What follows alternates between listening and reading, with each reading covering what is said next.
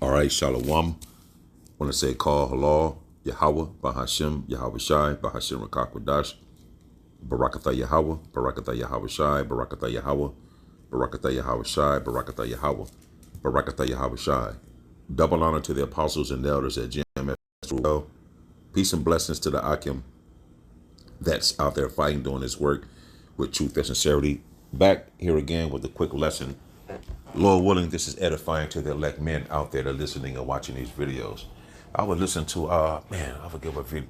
Again, you wake up day in and day out, listen to videos, getting edified, you're learning, you're doing what you got to do through the Spirit to keep up with prophecy, to watch out for prophecy. And as you're watching out for prophecy, you're praying at the same time. That's what the Bible prescribes, is to watch just as well as pray to see what's happening in the world. Because if you don't have the spiritual eye salve to be able to line up what's going on in the world with prophecy that's in the King James Bible, then you're people that will perish for lack of vision, just like it speaks of in the Bible as well. People shall perish, roughly paraphrasing, for lack of vision. I'm roughly paraphrasing that. You can find it, it'll come up. So if you don't have the spiritual eye salve, and then if your mindset don't change on the spiritual note from being conformed to the ways of this world, the standard of this world, the status quo of this world, the teachings and the philosophies, to make a long story short, of this world, then you can't see these things. And you have to pray to Yahweh, Bahashem Yahweh Shai, whom the world so ignorantly calls so-called God, named is Yahweh, and whom the world ignorantly so-called Jesus Christ, named is Yahweh Shai in the Hebrew. That's what we believe through faith. And amongst things that have happened, and brothers and called upon those names, and those names deliver brothers. And just like now, those names has to be the names, because how else are we able to get this wisdom and knowledge and understanding? You see, when Moses was at the burning bush, what did Moses ask God names? Because when they go talk to the people of Israel, people go ask the names, and we give you the names through the Spirit and power of Yahweh, Bahashem Yahweh Shai. And who was what I listened to? Chicago. I would listen to brothers getting down. Could have been Jim in South Carolina. You know, brothers be putting up so many videos we watch, and I'm just listening to, how, the days of this current kingdom is numbered, but people don't see that or fathom that. They can't perceive it. But then if you go to Job 9:24, it said the earth is given. So if you ask someone for money and they give from their hand, from their pocket and their hand to your hand, that's giving, right? So you take this back to the prophecy in Genesis where Esau was crying over the blessing that Jacob got, right? Is there but one blessing? Bless me, even though my father, roughly paraphrasing. And he said, you should have really the dew of the earth. In other words, he said Esau should live by the sword. That was his blessing. So the earth was given unto him. So when that happened, he was still mad at the fact that Jacob, we got the blessing. The Lord wanted to happen that way.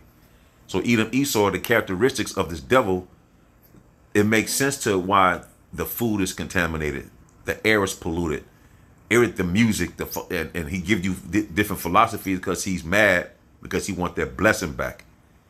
But it's all through the Spirit and power of Yahweh, Bahashem Yahweh Shai, for that to take place, for Jacob to get it.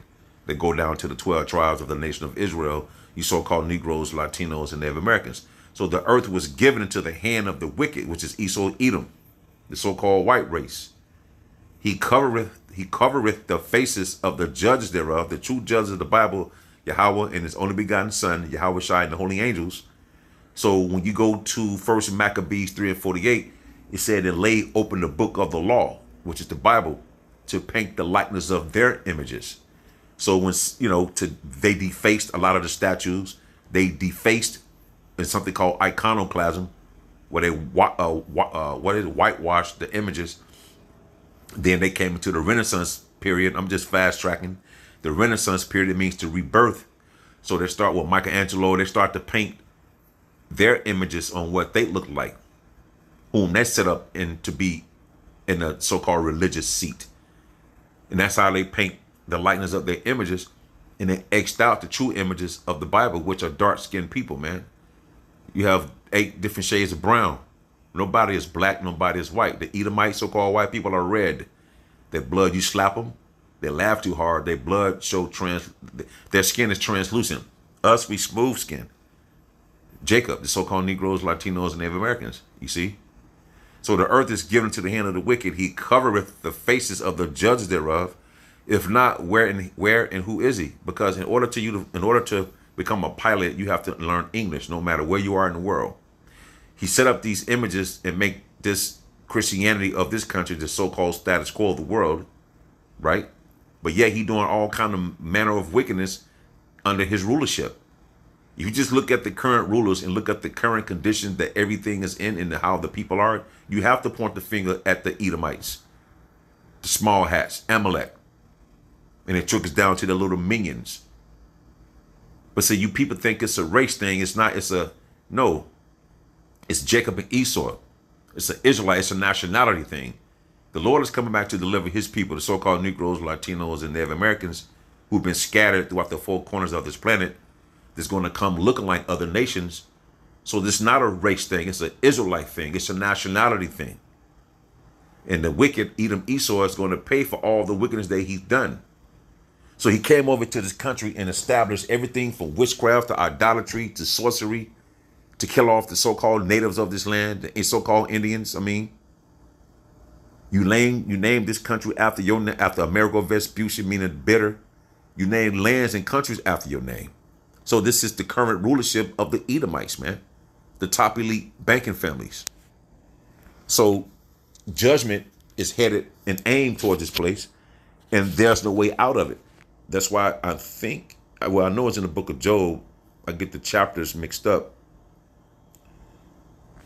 Job 14 and 5. Seeing his days, right? The top ruling families. Seeing his days are determined. I wanted to look that word determined up. So I'm in Job 14, and when you determine, seeing the days, Job 14 and 5, seeing his days are determined. Where are my shoulders? Yeah, let's go up here. Harash H2582. To cut, sharpen, decide. To decide. I have determined, right? Move. Decisive. To cut, sharpen, to decide. Let's go down here to the Strong's. Self, decide, decree. I have decree. So the Lord has determined, the Lord has decided to seeing his days are determined. The number of his months are with thee. Thou hast appointed his bounds that he cannot pass. There's no other rulership to extend past these boundaries that he came over here to the Americas to establish in wickedness and rule this kingdom from under. He can't go any further. You're not going to go any longer because the months and days are numbered. So Yahweh Bahashim Yahawashi has determined the days, which Yahweh knows the days and the time. Yahawashi is waiting on the final say to come back with the holy angels to bring judgment unto this place. You people don't realize we've been living in a time of judgment. That's why things happen throughout the planet, because it is the power of Yahweh Bahashim Yahawashi that controls life and death. You see? That make the days evil or not. So seeing his days are decided, the number of his months are with thee. Thou hast appointed his bounds that he cannot pass. You got a certain boundary that you're going to go to. You're going to push that to the limit, and you can't push that no more. You see?